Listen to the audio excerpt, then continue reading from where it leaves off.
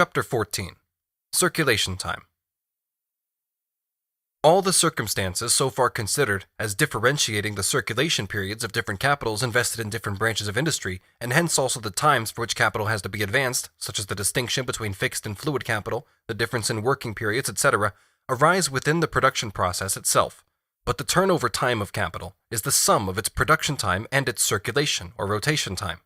It is self-evident, therefore, that circulation times of varying length make for different times of turnover, and thus different turnover periods. This becomes most readily apparent either when we compare two different capital investments in which all other circumstances modifying the turnover are equal and only the times of circulation are different, or when a given capital is taken with a given composition in terms of fixed and fluid capital, a given working period, etc., and only the circulation time is hypothetically varied. One section of circulation time, and relatively the most decisive one, consists of selling time, the period in which the capital exists in the state of commodity capital. According to the relative extent of this interval, the circulation time in general, and hence also the turnover period, is lengthened or shortened. An additional outlay of capital may also be necessary for costs of storage, etc.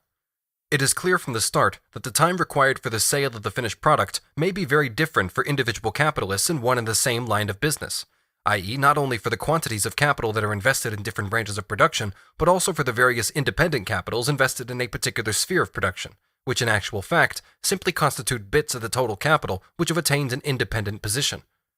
With other circumstances remaining the same, the selling period required by the same individual capital changes with the general fluctuations in market conditions, or with fluctuations in the particular line of business in question.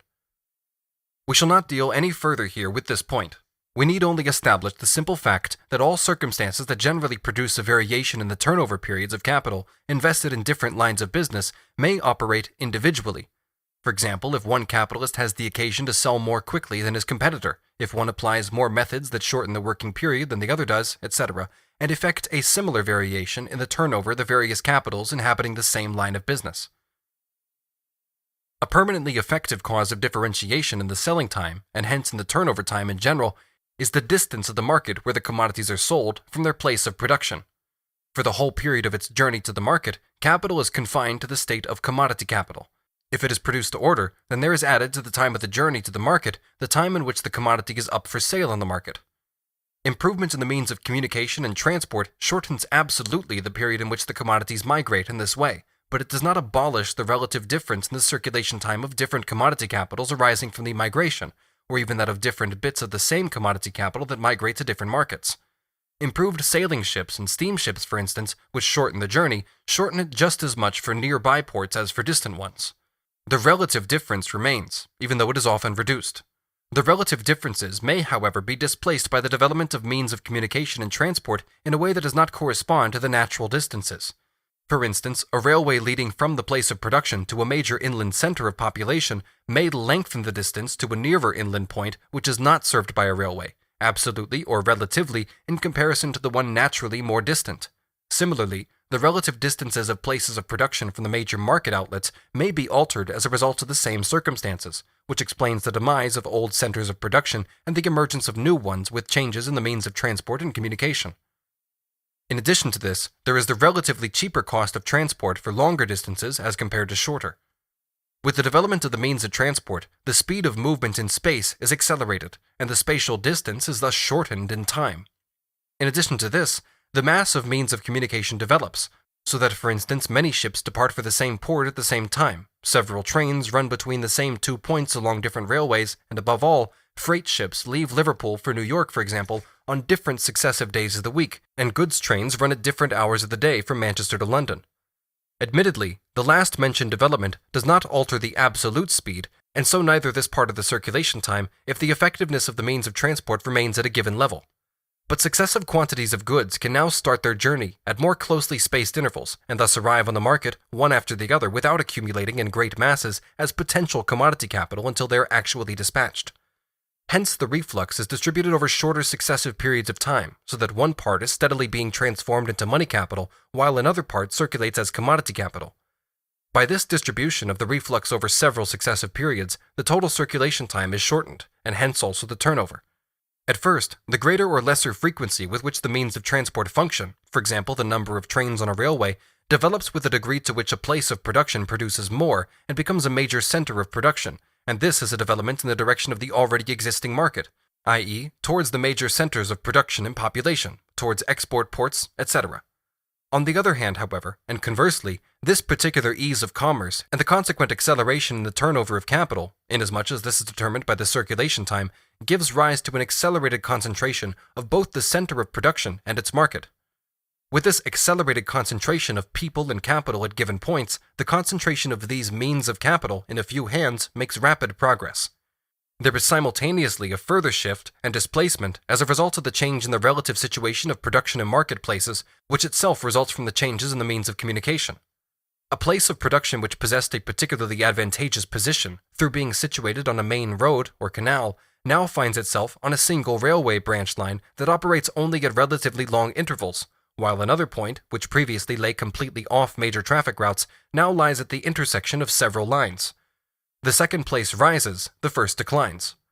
The changes in the means of transport therefore bring about local variations in the circulation time of commodities, and the opportunities to buy and sell, etc., or else they alter the distribution of already existing local variations.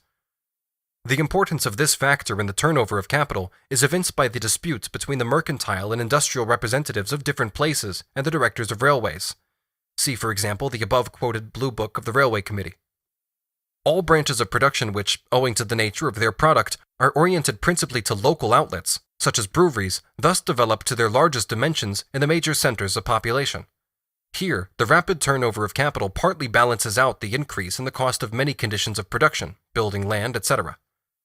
If the progress of capitalist production and the consequent development of the means of transport and communication shortens the circulation time for a given quantity of commodities, the same progress and the opportunity provided by the development of the means of transport and communication conversely introduces the necessity of working for ever more distant markets, in a word, for the world market.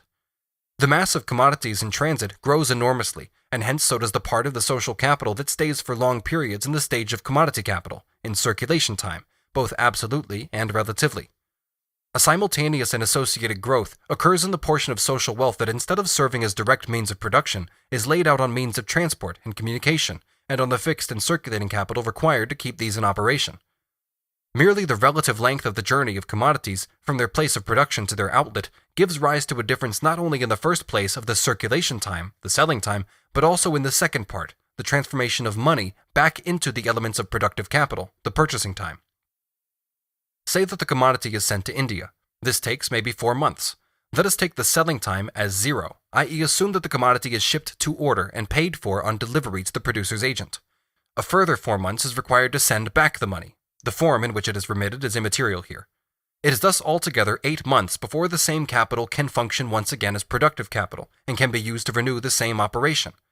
The variations in turnover brought about in this way form one of the material bases for differing periods of credit, just as overseas trade in general, in Venice and Genoa for instance, formed one of the original sources of the credit system in its true sense. Quote, "The crisis of 1847 enabled the banking and mercantile community of that time to reduce the India and China usions, time allowed for the currency of bills of exchange between there and Europe, from 10 months' date to 6 months' sight. In the lapse of 20 years, with all the accelerations of speed and establishment of telegraphs, renders necessary a further reduction from 6 months' sight to 4 months' date, as a first step to 4 months' sight. The voyage of a sailing vessel via the Cape from Calcutta to London is on the average under 90 days. A usions of 4 months' sight would be equal to a currency of, say, 150 days. The present usions of 6 months' sight is equal to a currency of, say, 210 days." End quote from The Economist, published on the 16th of June, 1866. On the other hand, quote, "The Brazilian usions remains at 2 and 3 months' sight. Bills from Antwerp are drawn on London at 3 months' date, and even Manchester and Bradford draw upon London at 3 months and longer dates. By tacit consent, a fair opportunity is afforded to the merchant of realizing the proceeds of his merchandise, not indeed before, but within reasonable time of when the bills drawn against it fall due. In this view, the present usions for Indian bills cannot be considered excessive. Indian produce, for the most part being sold in London with 3 months prompt and allowing for loss of time in effecting sales, cannot be realized much within 5 months, while another period of 5 months will have previously elapsed, on average, between the time of purchase in India and of delivery in the English warehouse. We have here a period of 10 months, whereas the bill drawn against the goods does not live beyond 7 months." End quote. On the 2nd of July, 1866, 5 big London banks dealing mainly with India and China and the Paris discount counter gave notice that, quote, from the 1st of January 1867, their branches and agencies in the East will only buy and sell bills of exchange at a term not exceeding 4-month sight, end quote. However, this reduction miscarried and had to be abandoned. Since then, the Suez Canal has revolutionized all this. It is clear that with the longer circulation time of commodities, the risk of a change of price on the selling market rises, owing to the lengthening of the period in which this price change can occur. A difference in circulation time, both individually between different capitals in the same branch of industry, and between different branches of industry, according to the different usances, when payment is not immediately made in cash, arises from the different terms of payment in purchase and sale. We shall not dwell any longer on this point here, although it is important for the credit system. The size of delivery contracts, which grows with the volume and scale of capitalist production, also gives rise to differences in the turnover time. The contract of delivery, as a transaction between buyer and seller, is an operation pertaining to the market, to the sphere of circulation. The differences in turnover time arising from it thus arise from the circulation sphere, but they react directly back on the production sphere, quite apart from all terms of payment and credit conditions, i.e., even with cash payment. Coal, cotton, yarn, etc. are discrete products. Each day provides its quantity of finished product. But if the spinner or mine owner agrees to deliver quantities of products which require, say, a 4-week or 6-week period of successive working days, it is just the same with respect to the length of time for which capital has to be advanced as if a continuous working period of 4 to 6 weeks was introduced into his labor process. It is of course assumed here that the entire quantity of products ordered is to be delivered at once, or at least is paid for only after it has all been delivered. Each day, then, considered in isolation, has provided its particular quantity of finished products, but this finished quantity is still only a part of the quantity contracted for. If the already finished part of the commodities ordered is no longer in the production process, it is still merely lying in the warehouse as potential capital. We come now to the second stage of the circulation time, the time of purchase, or the period in which the capital is transformed back from the money form into the elements of productive capital.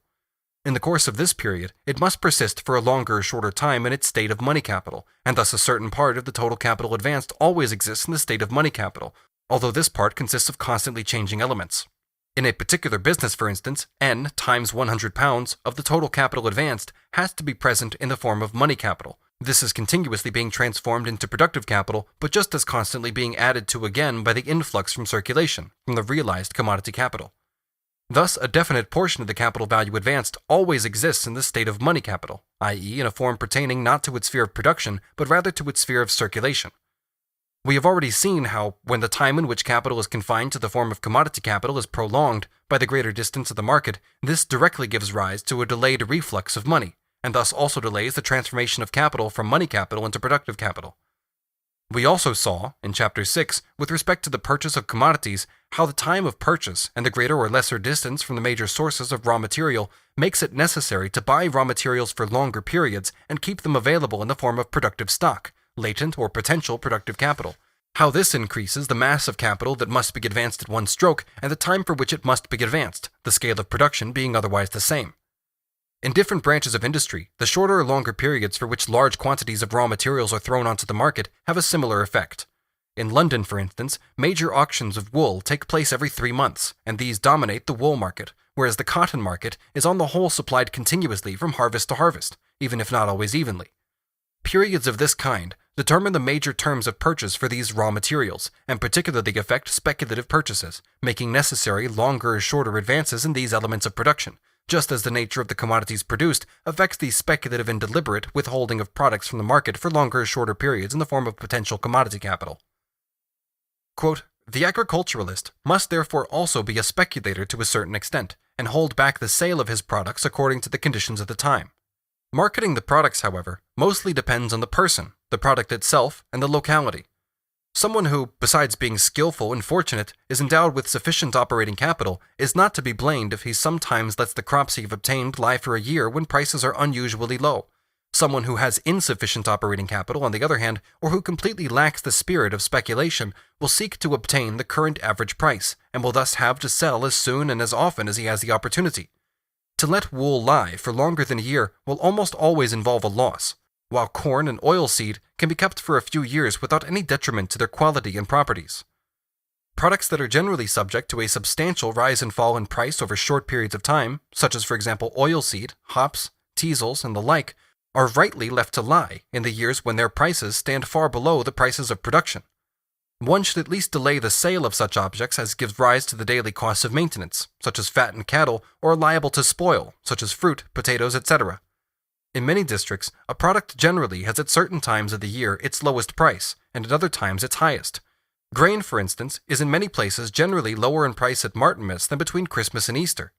There are also many products in several districts that are only good for sale at certain times, as is the case with wool in the wool markets of those districts where at other times the wool trade is generally dull, etc. End quote from Kirchhoff.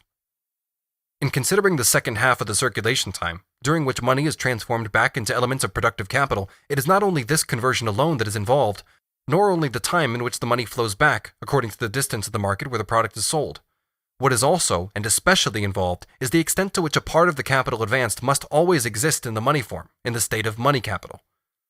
If we leave out of consideration all speculative activities, the scale and purchases of those commodities that must constantly be present as a productive stock depends on the latter's periods of renewal, i.e., on circumstances that in turn depend on market conditions, and hence vary for different raw materials, etc. Here, therefore, money must from time to time be advanced in large amounts at once. But whether it flows back quicker or more slowly, according to the turnover of the capital, it always flows back bit by bit. One part of it is just as regularly spent again at short intervals, i.e., the part transformed back into wages. Another part, however, that transformed back into raw materials, etc., has to be accumulated for a longer period of time as a reserve fund, either for purchase or for payment. It therefore exists in the form of money capital, although the extent to which it exists in this form changes. We shall see in the next chapter how other circumstances, arising both from the production and the circulation processes, require this presence of a definite portion of the capital advanced in the money form. It should generally be noted, however, that the economists are much inclined to forget not only that a part of the capital needed in a business is constantly passing alternately through the three forms of money capital, productive capital, and commodity capital, but that it is always different portions of this that possess these forms alongside each other, even if the relative magnitudes of these portions are in constant flux. It is particularly the part always present as money capital that the economists forget, although precisely this circumstance is very necessary for the understanding of the bourgeois economy, and makes itself felt as such in practice as well.